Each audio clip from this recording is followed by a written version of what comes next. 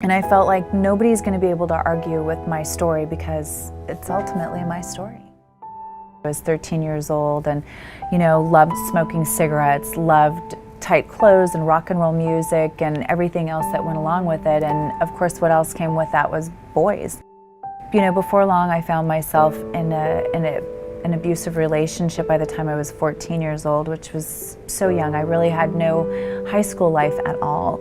I was married at 16 in high school. Right after I got married, got pregnant on my honeymoon. And before long, I was into drugs and alcohol and just trying to sustain life. And before long, I had a modeling job. The next thing I know, God's plucking me out and putting me in new places. And the outside was starting to clean up more and more, but the inside was still who I was and what I was dealing with from my past. And so as I went on through some pretty broken relationships, then came an abortion, another failed marriage, to the next thing I knew, I was just a lost, broken woman.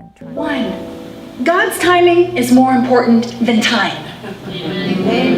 Write it down, seal it on your forehead, and don't you ever let anybody tell you that you're too old, that you're not enough, that you're not anything, because it's His season. God's timing is more important than time. He created it. I think so often that we forget that our flaws can be so impactful to others, not wanting people to see something that's not perfect. But see, what happens is that when we continue to put those things off, we forget that the real beauty that's inside of us is from the journey that we've been on and the life lessons that we've learned. And it's so much more interesting to be with somebody and say, wow, you've gone through that.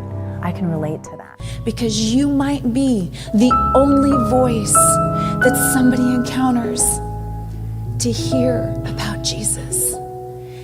And in that moment, how will you share the message, the greatest message that we have of hope in a Savior that died for each and every one of us?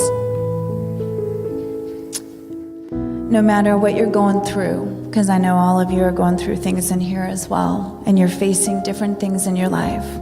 You are worthy, beautiful, unique, and different, all at the same time, because you were purposefully created by a Savior that loves you.